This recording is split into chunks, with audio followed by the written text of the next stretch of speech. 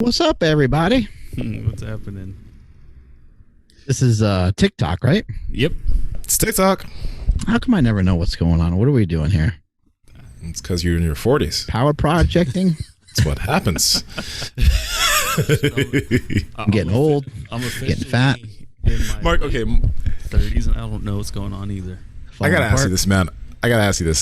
So, like, This is about my dick. it's always about the penis. It's always about the cock. Great. But listen. Does it ever sting if I ever mention something about your age? Like, cause I'll make it in jest. But do you ever like say yeah, and then you're like, oh, or does it do? Like, because I'll stop if you want me to. I'll stop poking fun if you want me to. Nsima, you find ways of hurting my feelings all the time. quite often, and I'm glad that we're starting the show off with this because we could probably, get in depth. I mean, I've lost a lot of sleep, a lot of hair. You have helped with my erections, though. I'm glad. So, that's the plan. I appreciate that part of it. But yeah, man, I've been really sad. Really sad. Like, man, Nsima thinks I'm so old.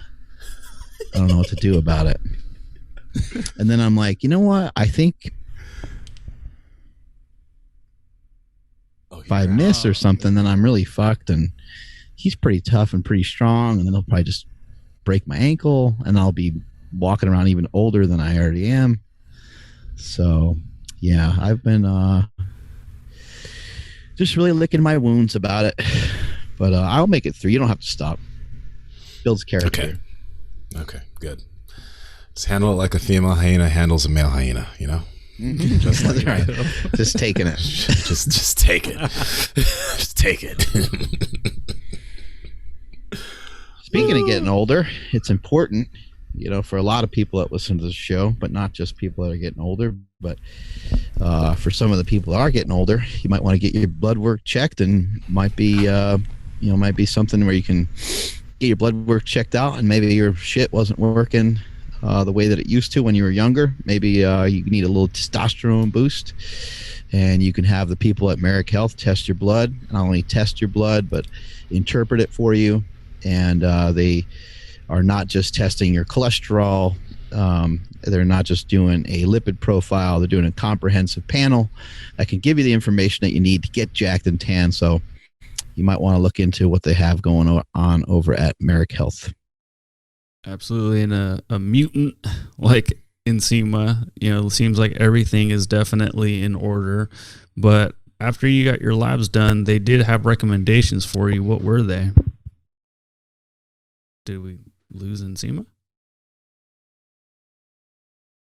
Hello? They muted him. I guess they didn't tell him anything. Mm-hmm. I guess they told him to go fuck himself. Oh, okay. Was I the one who crashed? I think so. Yeah, you were the one. Yeah, I crashed hard. You're back. Sorry, You're guys. back. I didn't. Yeah, I'm back He's now. back. So I didn't hear anything. But yes. Oh, that's good. No, I was just explaining how even a mutant like yourself, you would assume that everything under the hood's going just fine, everything's running well, but after you got your labs done with Merrick, they still had some recommendations for you. What were they? Well, yeah, that's the reason I like Merrick. They're not like looking at your shit and then they just want to throw some sauce at you. You know what I mean? They look at your deficiencies and they give you suggestions. So apparently I need some more boron. I can either eat, what was it? Supplement boron or eat like beets or something. And then my prolactin was high, but because they know that I partake in a little bit of the ganja smoke every now and then. I take a little bit of kratom here and there. They're like, that's just something. It's not a big deal. It's not a big deal at all. Just keep it in mind. It shouldn't affect your performance though. So yeah, I like how they give you supplement or nutrition suggestions before anything else. They're not just a type of company that'll just be like, here, have test and put you on something. Yeah, and some of the other companies that are out there, from what I've heard, some of their practices are to give people kind of cookie cutter, just testosterone replacement, thyroid medication, anti-estrogen medications, and not there's anything wrong with any of those medications. They could be really useful to somebody, but each person's blood work is going to come back and be their own. It's kind of like a fingerprint. And so they're going to kind of take you through step by step exactly what it is that you need. And I really liked the service so far. It's been really helpful to me, and I think people will dig it. Yeah, the service is incredible, and everything's been vetted by our boy Derek. More plates, more dates. You guys have heard him on his YouTube channel talk about like, get some labs done with my lab company. This is that company, and you can go on there, and it's a little confusing because there's a lot of panels that you can get. So instead of having you kind of sort through it yourself, we decided to get the absolute best panel, the most comprehensive panel that you can get done, and we labeled it the Power Project panel. So head over to marekhealth.com/Power Project. That's MAREK health.com/Power Project. You guys will see the Power Project panel, and for everybody else, it's going to be $500. So we have an awesome deal just for you guys. So when you load that into your cart at checkout, enter promo code Power Project, and that will bring the price all the way down to $399. This includes a written report. So when you get those labs back, you actually have an interpretation of what the hormone is, what a normal level is, and where you're at, and then some recommendations. On top of that, you actually get a one-on-one telemedicine consultation with an actual doctor that will go over everything to where you can actually ask them questions, and kind of, it's a two-way street. It's not just them throwing information at you. You can ask them, and they'll give you more information in return.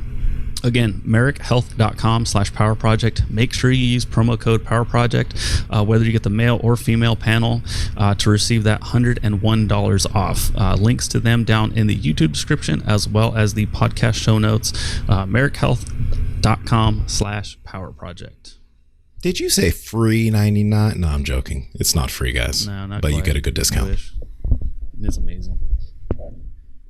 Yeah, guys, something I wanted to touch upon today is, I think people sometimes are thinking about the different things that they have learned over the years, and different things that they have maybe been in recognition of that they believe is, now true for them or true for the moment. And something I was just kind of listening to the other day, I can't remember if I heard it on a podcast or who I heard it from, but I was in some deep thought. I was on some mushrooms, and I was just thinking about how they're not really, not really truths. I think if we're being honest with ourselves, a lot of times the things that we think are kind of lies, because we tend to lie to ourselves a lot. And I think the lie is to continually to kind of perpetuate the things that you're used to, the things you're comfortable with, and just trying to be, super honest and transparent with yourself is probably like one of the hardest things you can ever do. So I think kind of recognizing that a lot of the little things that we tell ourselves, they're not really our truth. They're probably more made up. They're probably more of a lie than anything else. That's a really interesting thing, because it's like, you do sometimes want to be, you absolutely want to be real with yourself about things, right? So you don't want to, if you're 5'1", right, and you're saying, I want to be an NBA basketball player and I want to play in the All-Star game, isn't necessarily the ideal goal, but you also like want to pay attention to having big goals and really trying to get there, because people will say certain things, or you'll say, hey, you want to lose 100 pounds, and people will give yourself all the reasons why they can't do it, even though they absolutely can, just because maybe there's a lack of belief there, or maybe there's just there's a lot of reasons why they don't want to actually really go for it. But I don't think that that's not realistic to not have that goal, if you get what I'm saying. Like you got to be able to balance the line of being realistic about certain situations, but also for certain things being somewhat unrealistic. Because, for example, the 100-pound goal, right? A lot of people will fail with that goal. You know what I mean? We've seen a lot of people have success, but a lot of people will fail. And it's just trying to, I guess, be unrealistic about that and be like, yeah, I can do that. it's weird. There's somewhere I'm trying to get with this, and I'm fleshing it out in my mind, but we'll get there. No, Yeah, you're trying to be, reasonable with yourself, I guess, and trying to be rational, and just understanding that we're going to throw out a lot of you're going to protect yourself. You're going to kind of throw out a lot of roadblocks, and you're going to talk about a lot of reasons on why you can't do something. Or this is a really good one. How many are guilty of this one? Things will be better when the situation will be better once I move, because people are like talking about like moving from one place to another. When I move into my new house, it'll be different. When I people just we tend to, and when I say people, I'm referring to myself, my own experiences. You always tell yourself like things are gonna be different when this happens, things are gonna be different when that happens, and they very rarely are any different unless you really have been working on yourself and really been working on making some real change, which is really tough to do because it's almost like we have like these default settings, and these default settings are all actually they serve us pretty well. Like when you go to do a heavy deadlift, your body rounds over a ton and your body's like drop it, like just let it go. And what does that do? Protects you. Okay, I let the weight go, my back doesn't hurt. Mm-hmm. If you were stubborn enough to try to continue to make the lift, then you may have fucked yourself up. Yeah, and to this whole point, in high school and even after high school, my lie was like, I'm just a skinny, scrawny guy. Like that's all I will ever be. But I also couldn't sit there and be like, yep, I got the genetics to be Mr. Olympia. Like those are both incorrect. But the at least being like the skinny, scrawny kid, I was born this way. I'm going to stay this way. That's just it. And that's what, kind of enabled me to just keep going down this path of not giving a fuck about my nutrition, never even trying in the gym and doing all this stuff, because I built this whole persona up to be this skinny person. And I just did it to protect myself, like you said, Mark, because I'm like, what happens when you try to do something you suck at? It's not fun, and then you want to, I don't know, you get frustrated and it's like, dude, I've been trying to lift and I still look the exact same a year later. Like, what the heck is going on here? Thank goodness I kept coming back. I'm not sure where that came from, but that's kind of what I think what you were trying to really get at, Nsima, was like we're still lying to ourselves, but we can't fully like really go over the top and make up some crazy outlandish shit, because we're gonna end up probably in the same space or same spot, which is just unhappy and making up more excuses as to why we couldn't do this or that. But that's the thing right there. Like, I'm happy you mentioned that, because a lot of times we have this self-talk, and it's to protect ourselves from the idea of failing. Because like no one really wants to fail at something, although you will probably fail at it multiple times before you get to your actual goal. But when you are dieting, right, and you binge and then you kind of fall off the diet, well, the diet doesn't really work. You know what I mean? I come from a family of big people, so I come from a family of big people. Like all of these different things. We're always trying to set something up to save us from the fact that maybe we just didn't meet the mark right now. And that's the hardest thing to admit to yourself, that you just didn't meet the mark at the moment in time. It was an outside source. You know what I mean? I've mentioned this before. I was having a talk with a guy who's been trying to lose weight, and he's like, I love burritos too much. And then he mentioned I do smoke a lot of weed. Burritos. Yeah, and then he also mentioned he smoked a lot of weed, and he was just giving me reason after reason. I was just like, you realize you're continuing to tell me all these things that you could fix or you could adjust, but you're saying that these things are matter of fact and you don't have any control over them. Got no control over them, and it's easier just to kind of say almost like it's not my fault, like I'm my body is stuck. I'm stuck in this kind of perpetual motion of not being able to get anywhere, but it's not because of me, it's because of my circumstances. And remember, we want to be a a creator of our circumstances, not a creature of our circumstances. We want to be able to make shit happen for ourselves, and to kind of make things happen for yourself, you have to work towards. I think you have to always be working towards some change, and I think the only way to get change is for it to be subtle. You know, if you try to change something all of a sudden out of nowhere, it can be really difficult. I think we're in like a weird topic, because I think that this is getting into a thing where you're trying to almost like outwit yourself, and outwitting yourself is weird because you're the one that's trying to induce these changes. And if you tell yourself that you're going to change, you may run away because you're like, you know what I mean? Like you're the one that is trying to have the change. And it's almost like, it's like if you knew better, you would be better, you know, but since you know what you need to do, you almost scare yourself away to actually taking action towards doing it before you really even get the opportunity of doing it. Maybe you set up, you know, some roadblocks. Maybe you tell yourself, you know, you can't do it because of, could be any bullshit reason that you make up to just kind of block yourself so you don't have to go through the trouble of actually trying to do it. You know, one thing that is really interesting about all of this is the self-talk that we all have, or what we say about other people.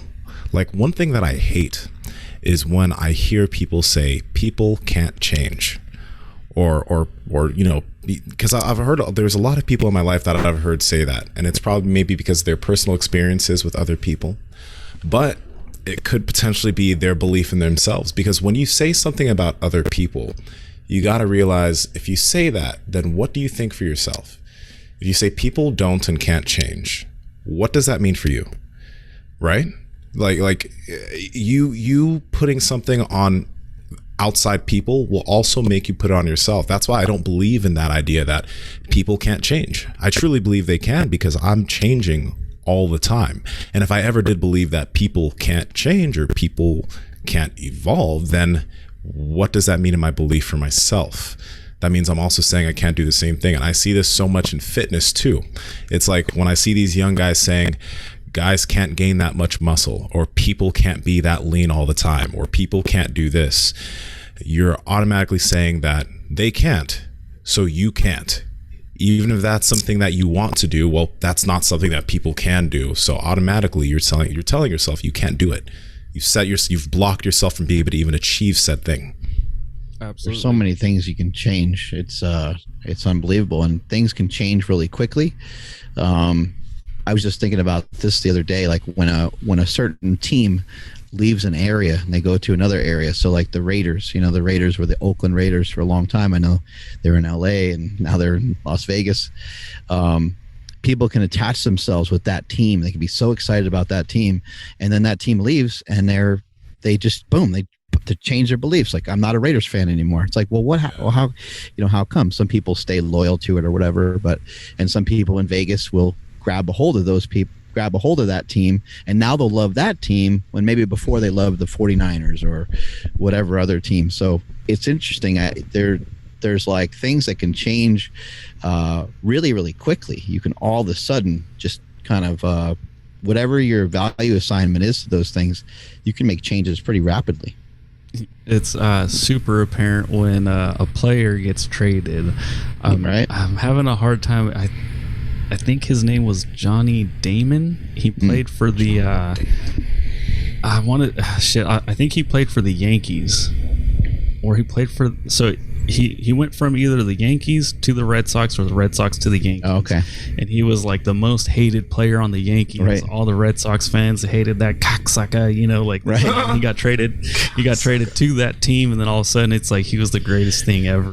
It's so funny, but yeah, you guys are right. You know, like, and then Nsima, what you were saying is like, you know, I used to think not necessarily that people couldn't change, but I would put my negative attitude and my the mindset that I had for myself onto other people. There's no way Nsima is natural. He's obviously on something, because there's no way I would ever look like that. But just because that's a total different like a comparison, but like just because I felt that I couldn't get better when somebody else did, I would make up that excuse and be like, nope, they're definitely doing something extra, they're cheating or whatever. And it would 100% stunt my growth, because I wouldn't believe that somebody else could do it. So before I could even start, I would stop because I wouldn't believe in it. The only reason why they're rich is because their parents had money, or the only reason why they were able to start a business was because they had this head start, and the only reason they did this was that. Like that's the thing. I'm so careful. I'm so careful about the way that I speak about other people, because the way I speak about other people and the things that they've been able to achieve is going to be a reflection upon my internal belief, right? If I'm always trying to take away from things that other people have been able to achieve, then automatically I'm setting shit up for myself. And even if it's not at top of mind when I'm trying to go towards that goal, like I feel like there's going to be something in your subconscious that's automatically going to be going off and stopping you from being able to do something, because your belief system is so wrecked. You know, that's why I don't bash people. I don't say things can't be done. I don't put that message forward, because I don't care about, like, I care about y'all, but I more so care about what's going on with my mental system up here and what that's going to stop me from being able to try to do. Like what you said right there, I think we have a tendency to be so overly concerned about what other people are doing or saying. But it's like, let me just take a beat and let me tend to myself for a minute, because I got my own shit going on. I got my own thoughts going on. And you really do. I think it is important to be really careful with the words that you choose and the different categories that you place yourself in. We talked about it on a previous podcast where you said on my Instagram, like, it doesn't say anything about like content creator or anything like that. It just says father. And that was intentional. Like, that wasn't me like signaling to everybody like, hey, I'm a great dad. That was me signaling to myself, like, that's where I want my priority to be. And so I set it forth, I set it forward, I put it out like that, so that I can concentrate on that, so that I can concentrate on just, I guess, like doing me in the best way that I can. But I think a lot of people set up blocks, about what they can achieve, what they can do. It's really, really oftentimes said about like where you're from, like where I grew up, where I'm from, there wasn't really anybody that did anything all that spectacular that I knew of. But also, if I'm being honest, I didn't really look around and see. I didn't really like pay attention, and I'm sure there's probably lots of people from my area that ended up being successful in many different things. They just may not have been like, super famous or whatever it might be. But imagine some of these people that we really look up to having these mindset that where they think they can't do something, and because they think they can't do something, they don't ever try. If you look at Elon Musk, he made an electric car. Okay, there were some other people that made an electric car, but he made an electric car, and then he made it easy to get it charged kind of all over the place. It's all over the entire country. You can get the car charged pretty easy. There's like not a gap anywhere in the country that exceeds the limit of like the charge. So, I mean, it's pretty like unbelievable. And then he makes a rocket, and then he launches the rocket with the car. Like, it's almost like making a mockery of everyone. It's almost like, fuck everybody. Like, I can do whatever the hell it is I want to do. And those circumstances aren't just for him. He's not even born of this country. He's from a different country. And he had the mindset of like, hey, in the United States, you're free to kind of do what you want. And this is my version of that. And so I really like, his mentality, and I think a lot of us should kind of carry some of that kind of playful childhood imagination that you might have, carry that into your adulthood. And little kids don't think that they can't do stuff a lot of times. A lot of times they're diving right in, right, with a lot of ambition. Yeah. Even something as simple as, I don't know, just like a pickle jar or whatever, and like here's an adult, like, damn, like I really can't get this one. The kid will be like, give it to me, and it's like, do you understand? All right, here you go. But and then Elon, I heard that, like, I didn't watch it, but on Saturday Night Live, he kind of mentioned that he had some kind of I don't know if it was a learning disability, like something. He had Asperger's, I believe. Okay, so again, kind of. I mean, fuck, that's a great example, right? Yeah. If somebody, like yourself included, if you believed into what someone's telling you about a learning disability or a diagnosis, I guess that's different than like your lie, but you can use that as the excuse to be like, well, I got this, so that means I can't do that. Well, how about like just looking at it from maybe a different even point of view, like someone who can't see, someone that's born blind, sometimes they can hear better. So like for me, it's like, well, I don't know, maybe I did have trouble learning, or maybe somewhere in my brain, maybe there's some sort of circumstances that for me, reading is more challenging, or whatever the case is, which I don't even really think is true. I think I just would have to probably work my way through it, and I think I could probably read just as efficiently as anyone else. But it's always been a little bit difficult for me. But even aside from that, what about just knowing, like, oh, well, sometimes when somebody's usually kind of weak in one area, sometimes something else strengthens up. And maybe that's possible for me. Maybe I'm a little, like, maybe it was no coincidence that the first time I laid down on a bench press, I could easily press the weight. I could easily press with I think 2 10s on each side, and my friends couldn't really even move the bar. So maybe there was some form of my nervous system that was more in tune with something, but my brain wasn't as in tune with something else. I love the movie The Matrix. It's my favorite trilogy. I love it. And great movie. I love the way everything's put forward, and how Neo has to break out of the Matrix, and it's all code, right? Right. Because when you think about the brain has been put forward to be like a supercomputer, and it takes in things, and kids, you soak things in, and you learn things, and you learn ideas, and a lot of those things set you up for how you're going to be as an adult. And as an adult, like, you're pretty much being programmed, right? So we have a lot of programming from when we're kids, and I was lucky enough that my mom, there's certain programming that she set in that hasn't left. And it's stuck with me, right?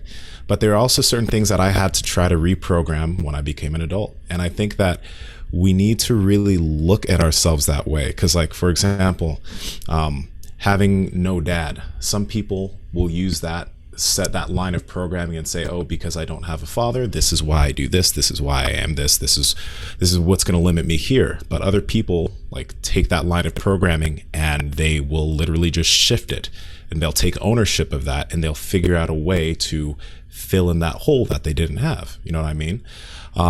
So, like, we just need to look at that as, like, you grew up, you watched certain things, you listened to certain things, and all of it is just lines of programming that you can change. Something else, the stretching's bad for muscle gain, like, or big people or big muscular people are going to be tight and they can't, do well in jiu-jitsu. You hear that a lot in jiu-jitsu. That's some programming that the jiu-jitsu community has when it comes to muscle and the martial art. It's still there, that, like, oh, I don't want to be muscle bound because then I won't be able to move and be athletic. That's just a line of programming, because that's not the truth. You know what I mean? And if you believe that, then it's going to stop you from going to the gym, trying to work out and get stronger so you can be better on the mats. You got to take out these negative lines of programming and just reprogram that shit for yourself. You can't run and be jacked. Look at our boy Nick Bear. He's fucking jacked. Right? Or our who's our English homie? Who's real jacked? Ross Edgley. There we go. Edgley. Yeah. I mean, fuck, dude. Like, dude, that guy's so jacked. That guy's Jesus. the guy's a fucking monster, you know. And I think crush on him. Yeah. Yep. Okay, go down, Mark. Oh, sorry. Chill out.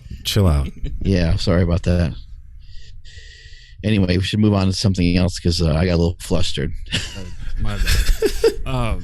Nsima, I love what you said about like the programming, the code, and all that stuff. So, if somebody is honest enough with themselves to acknowledge that they might have some of not improper, but some of this coding that we're talking about, how can they hit those ones and zeros differently and start changing that mindset, start changing that code? And how can they look at some of these things that maybe somebody else has that they have built up these roadblocks and be like, I'm never gonna have this or that?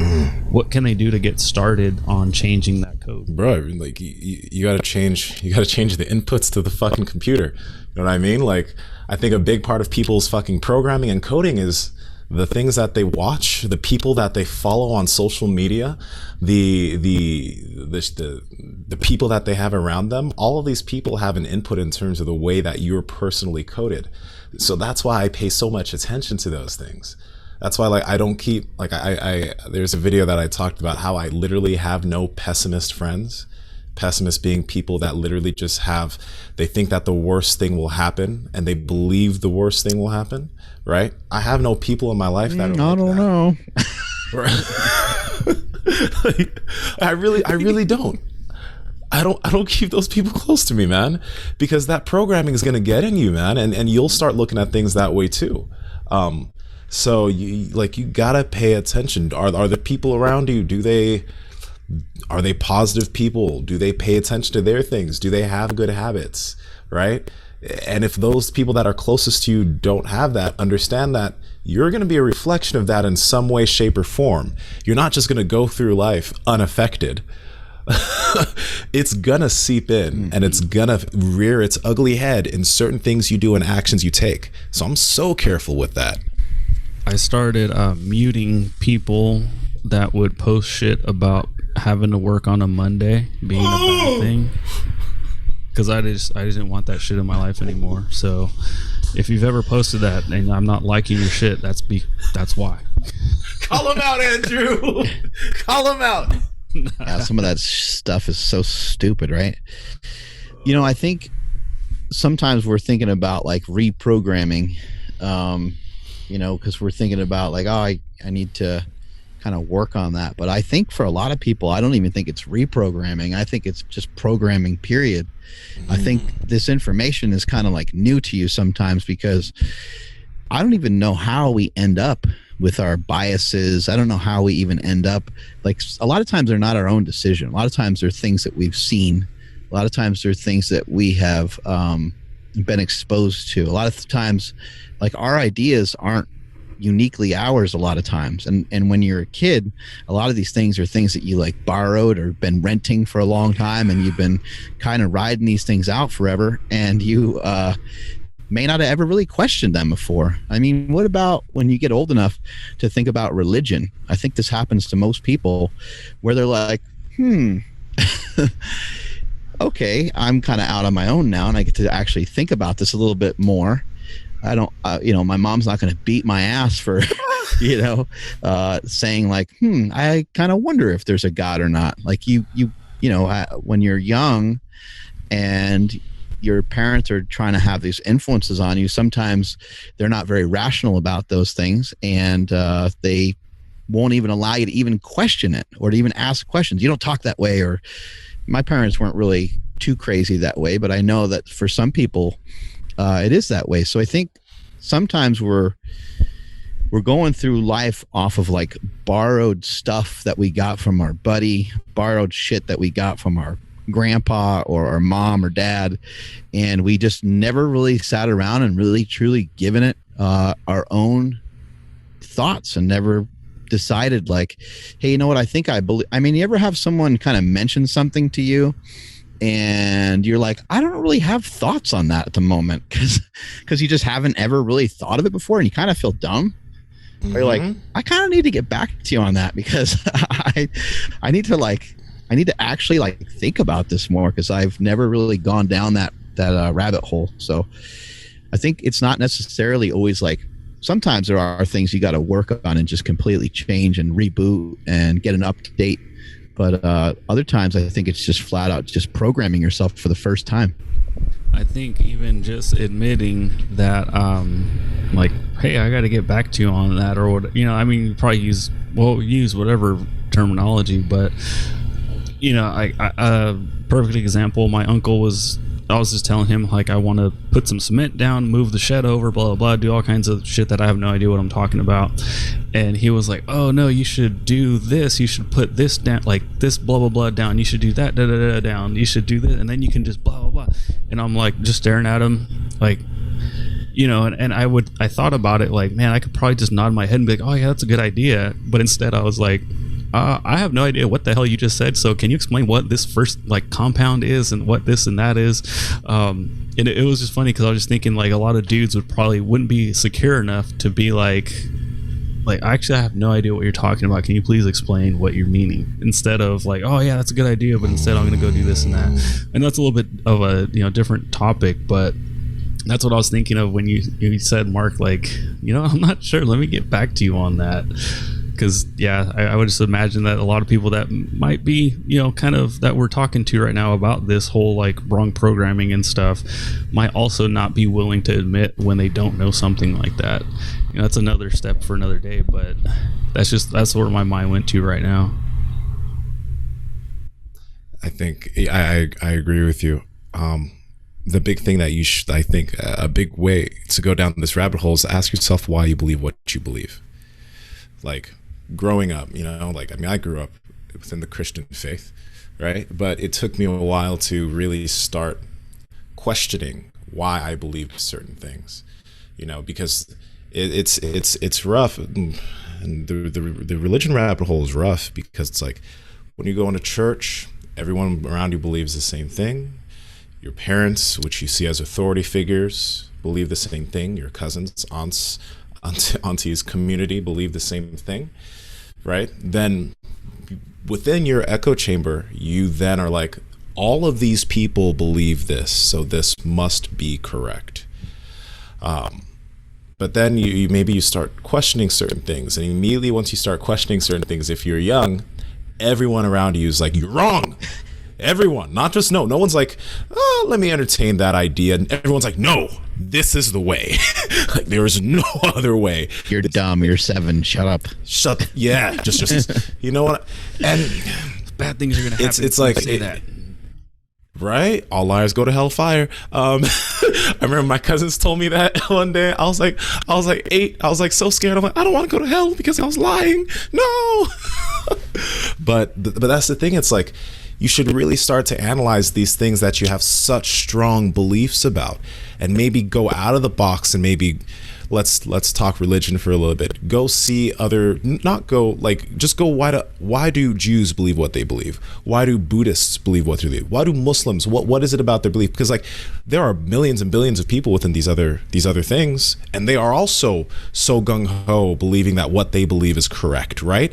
And they 100%, they've had spiritual experiences, they've had this, but sometimes you gotta ask yourself why, and then go down that rabbit hole to really truly understand if that is your actual belief or if that's just something that is programmed into you.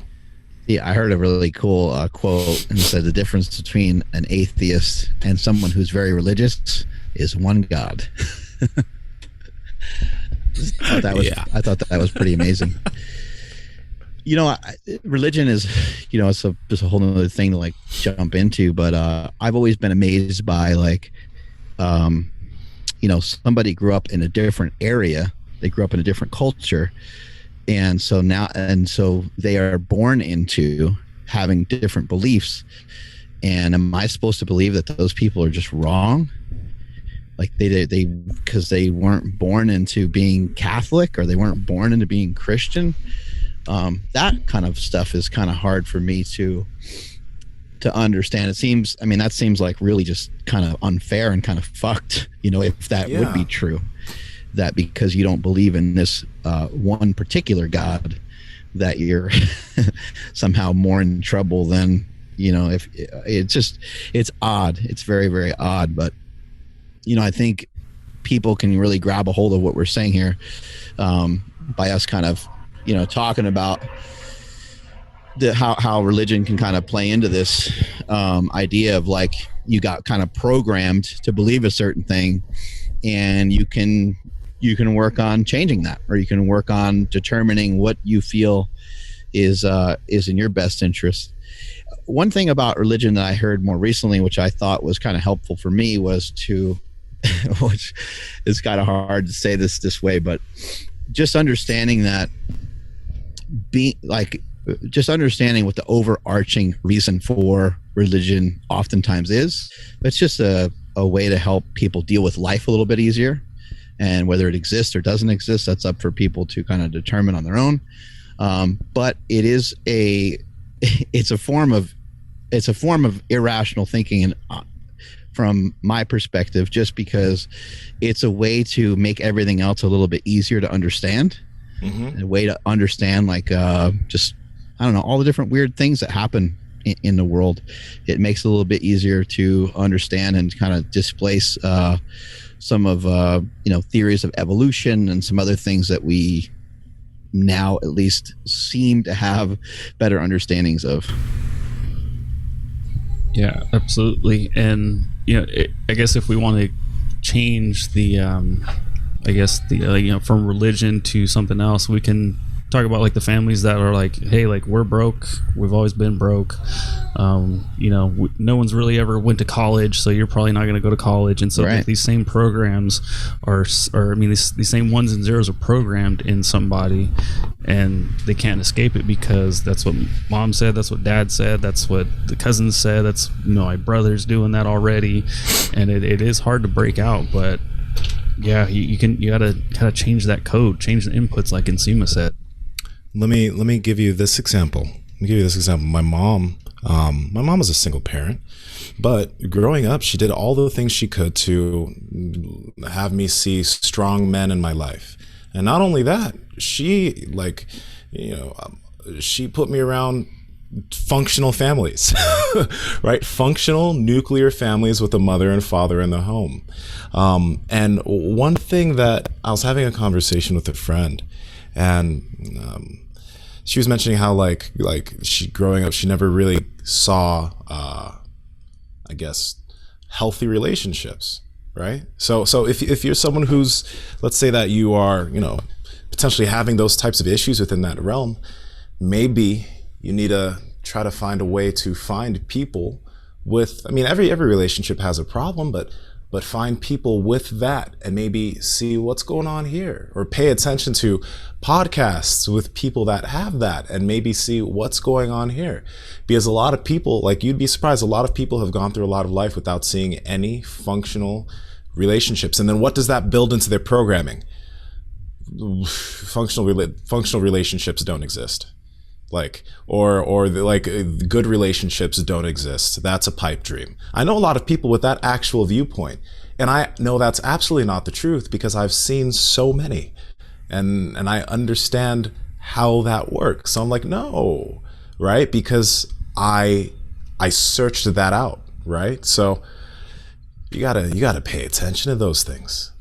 Think about where most of our learning comes from when you're a kid, and you see one kid swing a baseball bat a certain way, or throw a football a certain way, kick a ball a certain way. It's just mimicking, right? Like you're and if you get around people that like consistently are doing the wrong shit, you're going to be doing the wrong shit too. And if you can get around people that are, more functional, and you're going to kind of start to think their way. I get really inspired and fired up getting around people like Kelly Starrett or Jason Khalipa.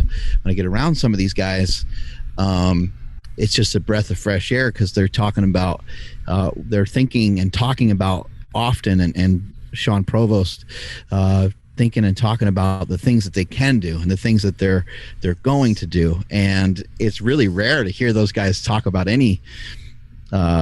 anything negative, any hurdles. They're just like, yeah, I'm doing this, like, and you're like, what, like, how, like, okay, cool. And then they explain how, and you're just like, fuck, that sounds so awesome.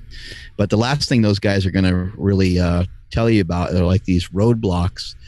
They might tell you about a hurdle that they had to jump over to get something done, but which is a small obstacle that they were skilled enough to get around or past. Two things, Mark. You know what's funny? When you mentioned that, I think, I don't know if it was before this podcast or the other one, I didn't even know you had a knee issue going on, or a little knee thing. You don't talk about your shit. Like you really don't talk about it, right? I think that's something to keep in mind, because like when that shit happened to my hip, I don't like whine about it or anything, but I maybe talk about it a little bit too much than even more than I should. I shouldn't talk about that type of stuff. So that's one thing, you know what I mean? Just it's something, you're gonna get over it, it's gonna be fine. But a second thing that you said that made me laugh when you mentioned the baseball thing, or the different ways kids swing bats, man, can't speak, is even to this day, I still do this, but I especially did it when I first started jiu-jitsu, and I've never talked about this, but there are certain people who I just wouldn't watch their rolls. I wouldn't pay attention to their rolls. Like when I saw white belts or blue belts rolling, I wouldn't watch them roll. When I went to tournaments and I saw other people competing, I wouldn't watch them roll. I would purposefully go on my phone or leave the room, and I'd go on YouTube and I'd watch black belts and I'd watch like high level rolling, because for me, I was like, if I watch that, I'm going to pick up some bad habits without even realizing it. And I've never talked about this, but that is such a big deal to me, even to this day, that if I like now I can, like, if someone wants me to watch the roll and maybe give them some critiques, I can do that. But when I was starting, I was so guarded in terms of the people who I watched to do jujitsu, because I was like, I don't want any bad inputs on this. I don't want to see something and build a bad habit because I saw somebody do something and I wasn't thinking about it, then I start doing it. I was so guarded when it came to that. And that's exactly what you're talking about right there. That's been one of the coolest things that I've learned from just lifting with Mark, you know, is like not really showing that something's bugging you. You know, it's like, what have I done? I haven't done anything compared to like stuff that Mark's done in the gym, and he's crushing it every day and he looks fine. But eventually I would find out, like, okay, maybe he does have this knee thing, but he doesn't talk about it. And in that moment, you know, like, you know, my shoulder's bugging me right now. So if I sit here and roll my shoulder the entire workout, like, nah, I gotta warm this thing up or whatever, it's like I'm just constantly thinking about it. And then even worse, as a bad training partner, I'm now putting that on everyone I'm working out with. You know, they're just like, oh, yep, yeah, shoulder issues occur, right? That's a thing. You know, so like I'm kind of putting that out there, and then they're receiving it, and it's just like, it's just bad all around. The movie Full Metal Jacket, it has a drill sergeant in the beginning yelling at everybody. He gets in one guy's face and he said something about, I don't know, he said they go back and forth a bit, and the guy learns that his dad was a soldier, and he's like, did he ever talk about it? And he's like, no, no, sir. And he's like, I bet you he was a damn good soldier. You know, so I've always liked that side of things, where it's like, you don't have to say nothing. I mean, a good example of that is our boy, like John Cena. Like I'm still in contact with him quite a bit. He said nothing about returning to WWE, you know, and then I get a clip. I think Andrew sent me the clip of Cena coming out and the crowd going absolutely bananas or berserk. Like he doesn't have to say, hey man, I came back to wrestling or whatever. You know what I mean? Like he just went out there and just did it, you know. And for me, like positive or negative, as excited as I am to share something with somebody, you know, or as something might be bothering me a lot, I usually just try not to.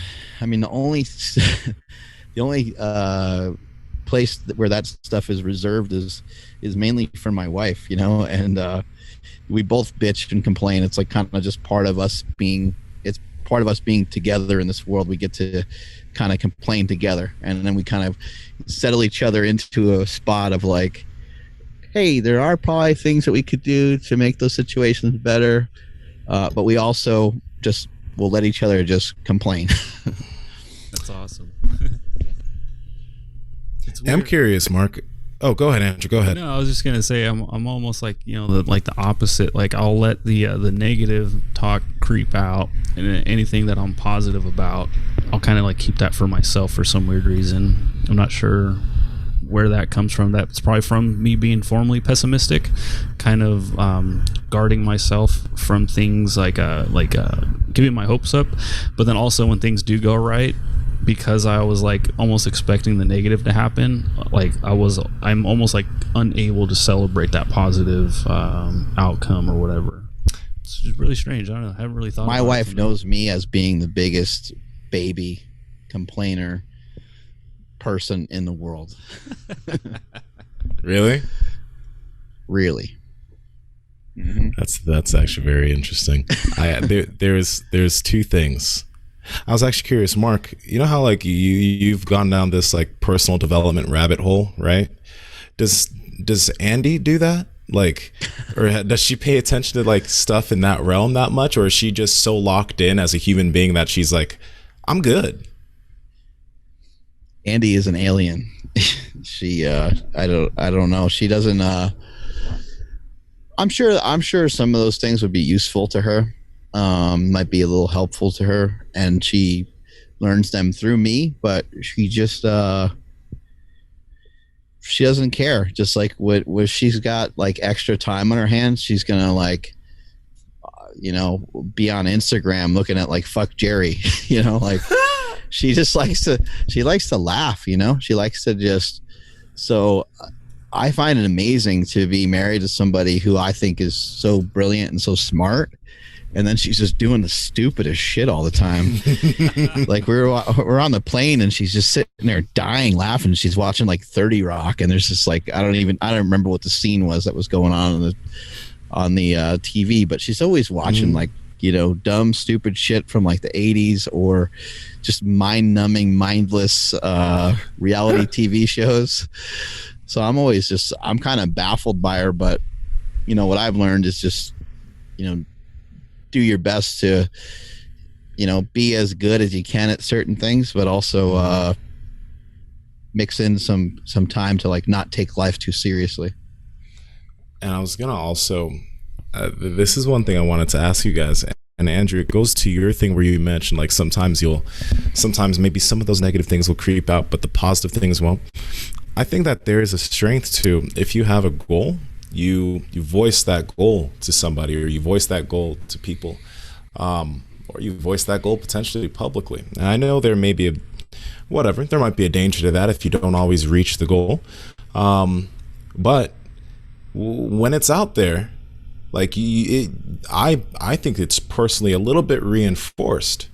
Like I've mentioned that I want to get my black belt, and I want to win some world championships as a black belt, right? And I go to my last tournament, I get third place in the absolute division as a purple belt, and I get third place in my weight division, right? Does that line up exactly with my goal? No, but I did have some good wins in there, but I still have that goal. That goal hasn't gone anywhere, and I am no less taken back or brought down in my seeking of that specific goal, right? So I think there's something to that. What do you guys think? I think I'm having a hard time I'm having a hard time seeing how that doesn't align with your goal, to be honest. I guess because you didn't win that one. Well, yeah, some people would look at that and be like, this guy wants to do this and he's out here fucking getting third place in a tournament like this. Like you still, I understand. You still want to level up so much further. Like basically you want to be number one of one. And I guess you could say you finished in 100th place because you're a third place purple belt, right? Like something like that, right? Gotcha. But like this is the thing. Like I think it's, if someone wants to lose 80 pounds, or if they're doing that, let the people in your life know. I mean, sometimes those people in your life will be like, "Oh no, you can't do it," or, but you're this. Get better people.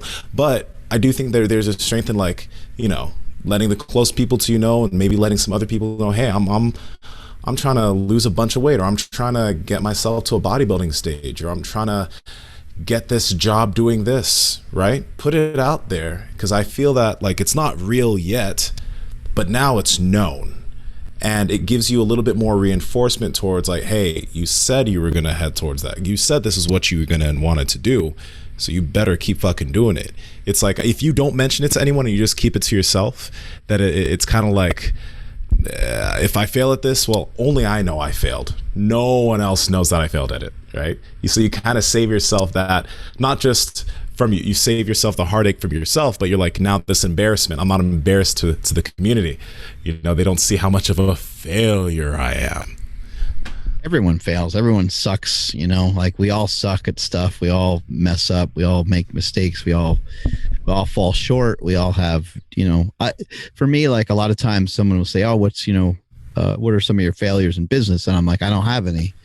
But you know, I can point out hundreds of different mistakes that we've made over the years, that have been, kind of mess ups or whatever, but they're all aligning with a bigger picture, you know. And so if you do put it out there that there is something that you would like to do, I think the only thing I would say maybe against that would just be try to make sure it really is aligning with a lot of the things that you're actually doing, you know, the things that you're actually like, you're at least, you know, you're talking about wanting to run a marathon, and you more recently lost 60 pounds.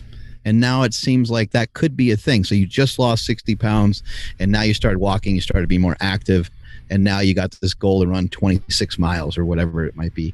That starts to make some sense. And because I've heard people say stuff that just like is completely outlandish, and I don't think that that's healthy. I think that can be unhealthy when you're talking about stuff. And I'm sure both of you guys have been around this before. You hear people talking about stuff that they're just, they're never gonna. These people are never gonna follow through on it. And you're like, man, I really just, I would love it if you would shut the fuck up, because you've been talking about that forever. You've never done it, and it doesn't seem like you're ever gonna do it.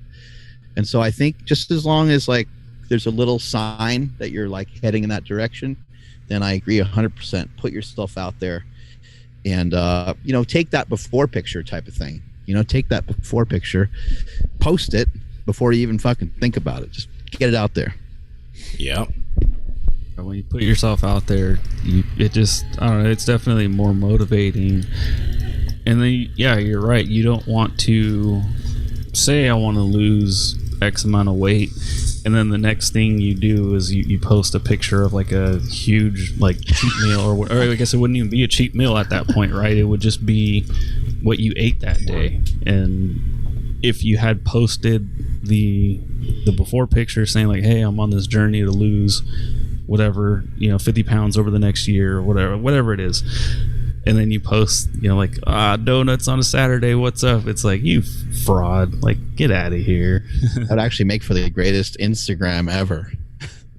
Just where you are just constantly like talking about doing something, and then you just fuck it up. And you talk about doing something and you fuck it up.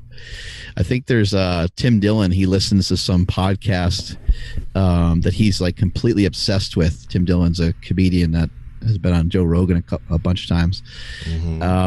And he listens to this guy who like weighs himself every week, and the guy weighs like 500 pounds, and the guy never makes any progress. The guy keeps messing up over and over again. And he's like, I don't know why. I guess I don't know what's sicker is like, the fact that I keep listening to this, and I am like so amazed by it. He's like, but I think it's because the guy's life, like Tim Dillon's overweight too. He's like, his life kind of parallels mine. He's like, that's why I keep listening to it. He's like, I'm halfway thinking like, he's like, I'll listen to it. I'll be like, man, this motherfucker's pathetic.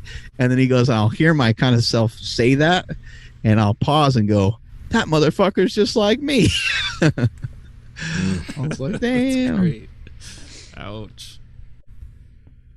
Yeah, man. No, I like this. I like this conversation a lot. I like this conversation a lot because it's like Nick Bear posted something recently. I don't know if you guys saw it, but he posted like the first ever videos he made about bear performance nutrition back in like 2011, 2012. And he looked like a stick, and like he was like jumbling over his words. They were like bloopers, but it was just so horrible. and then you compare that to the Nick Bear you see now, the amazing speaker he is, the amazing business he has with Bear Performance Nutrition, right? But he put that out there in the beginning, right? Like, I've got these YouTube videos, the first YouTube videos I made, man, I can't even go watch them. I cringe so hard, like so hard, because even just the way that I was speaking is just like, damn, you know. So this falls in line with like us talking about how you can change, drastically and change your beliefs and things like that. Do you remember, like, probably when you shot some of that stuff, even if you would film yourself like lifting, you'd be pretty nervous, probably, right? Yeah. Absolutely. Even if you weren't talking, like the just most simple thing that you're already pretty damn good at.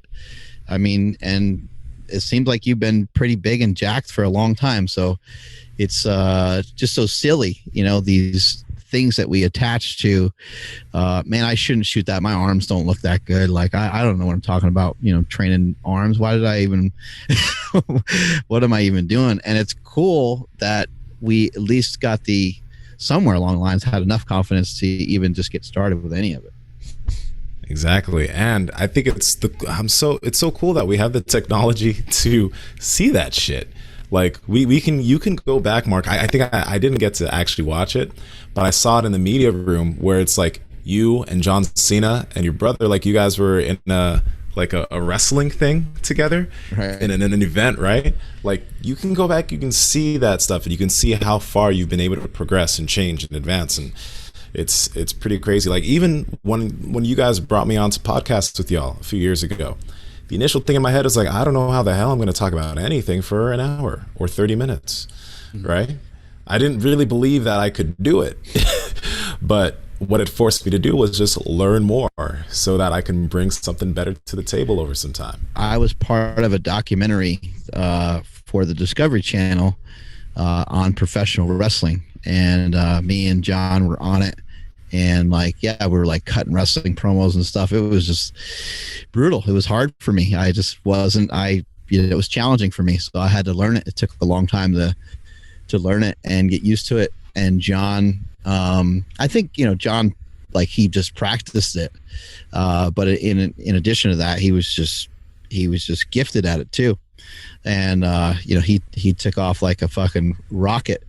But the person that did that Discovery Channel video, and I think this was like dating back to like 2000 or maybe 2001 or something like that. The guy that filmed that was the guy that produces a show called Survivor. Wow. So, it's like, I mean, that guy had to get started somewhere. Like, that was his job at the time. And here we are, many, many years later. It's like, everyone's got to get a start somewhere. Everyone's got to, John was doing that shit so long ago. And it's a trade that he just kept working on and kept working on and kept working on. And everybody hated him. I mean, you want to talk about change. That guy brought about so much change. He was so different than everybody. The old mentality of old school wrestling was real dirty and drug addicted and kind of a rock and roll lifestyle. John was kind of clean cut, went about his business, was like a lunchbox type of dude that just show up with his food and eat, do his job, take his money and go home and just put that shit on repeat, go to the gym, eat some steak, wrestle, work on his promos, and he just did it over and over and over again. And everybody hated him. They fucking hated him. And that's why they kept him. They kept him in Louisville, Kentucky forever. No one even really wanted to give him a chance or opportunity. He spent a lot of money. He's got a lot of his own money on, like, he would get different colored boots for every single different location that they ended up in.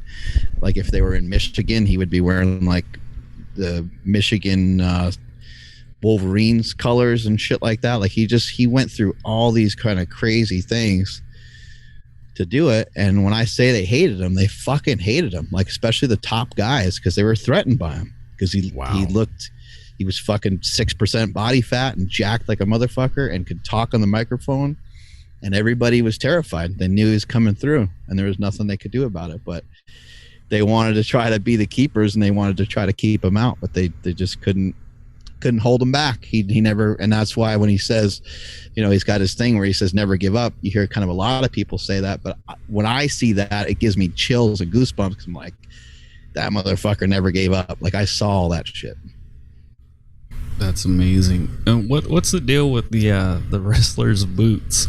Are they actual boots? Because they look like it, but then they're stomping mud holes in everybody, and I'm like, what's going on here? I don't know why. Yeah, I don't know why they got those kind of boots. I'm not sure why. Seem very athletic gay to be wearing a boot. Well, I mean, there's the boots, then the skin tight leather pants, the wet hair, or even the underwear, dudes on top of other dudes. So I mean, yeah, it seems a little gay, but I mean, I think it's fine. You've seen gayer, maybe. I've watched our podcast. I think, I think a lot of the stuff with wrestling like starts from like just many years ago. They would have like feats of strength and stuff like that at like circuses, and so if you look back, those old school dudes with the curly mustaches lifting the circus dumbbells, a lot of times those dudes were wearing like weird boots too. So I think a lot of this stuff, and that's where wrestling kind of came from. It came from like carnivals and stuff like that, and so I think that's maybe where some of that stuff initiated from. Awesome. Fun conversation, fellas. You got anything else to add?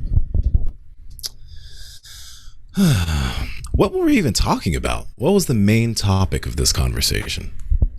Y'all remember? How gay wrestling is? Or no. The main thing, the main thing. The my lie type of thing. Yes. That's funny. We circumnavigated a lot. Circumnavigated. On that note,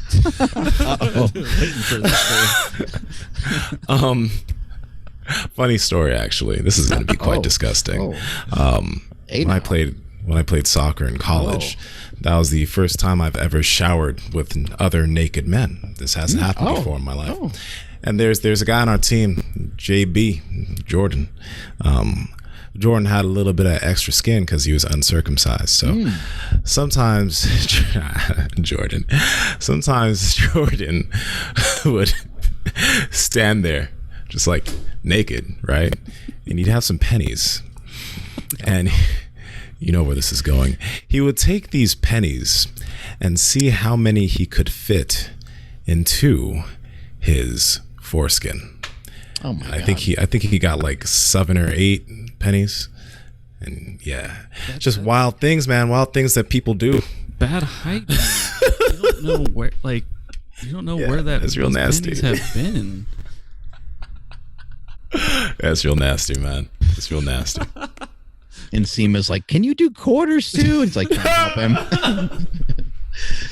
Bruh, oh God. College soccer was hilarious, man. Those dudes are great. That's an uncut gem, right? Uncut gem, yes, uncut gem. Woo, good one, Andrew. That's a real good one right there. That's a real good one.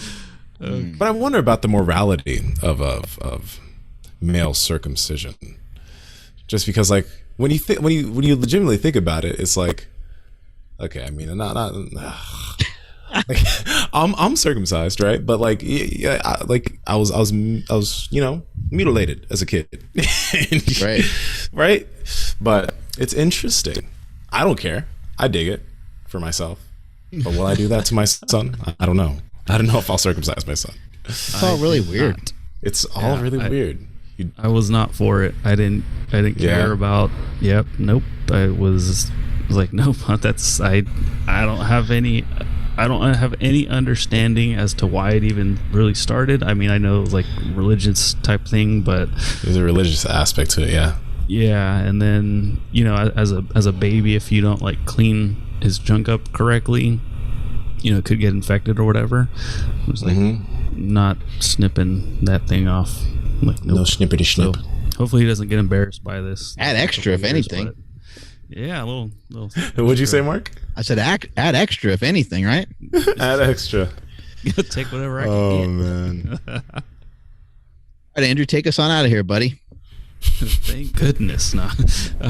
Thank you, everybody, for checking out today's episode. If you learned something, maybe helped you out, maybe even laughed just now, please hit that like button. Please ring the notifications button and subscribe if you are not subscribed already, and share this with a friend that may or may not be lying to themselves as to why they can't accomplish certain things in life. And thank you to Merrick Health for sponsoring today's episode. Again, that's at merrickhealth.com/power project. Make sure you add the Power Project panel either for male or female, and at checkout enter promo code Power Project for $101 off that panel. Follow the podcast at Mark Bell's Power Project on Instagram, at MB Power Project on TikTok and Twitter. My Instagram and Twitter is at I am Andrew Z. Nsima, where are you at? And Nsima Inyang on Instagram and YouTube, and at Nsima Yin Yang on TikTok and Twitter. Have you checked out the recent Chartable charts? Actually, I was going to ask you, have you checked it out? So we're killing it. We're like in the top 150 in the U.S. for like the big one, which is I think fitness and health. Health and fitness, and we're number 10 in terms of fitness. We're always 10 in fitness. Yeah, I was pretty pumped because we jumped, I think, like 10 points or whatever you want to call it. So, want to guess where else we are though? We're number 1. Where are we number 1 in? Cayman Islands. Papua New Guinea, baby. Yes. Papua New Guinea. We are number 1. That's what I'm talking in about. fitness. I've been there in like a couple weeks. Shit. Lay out the red carpet, folks. Lay out the red fucking carpet. And there's this other place called Seychelles. I don't know if it's like islands, but we're number 2 there. We're fucking celebrity. We're number 1 in El Salvador for fitness. Oh, Nice. That's actually a big spot. That's number 1 in El Salvador. Let me go and get me some rice and beans down there for free because I'm a celebrity. amazing. You can't pay for food down there in El Salvador. Shit. all right. I'm at Mark Smelly Bell. Strength is never weakness. Weakness never strength. Catch y'all later. Bye.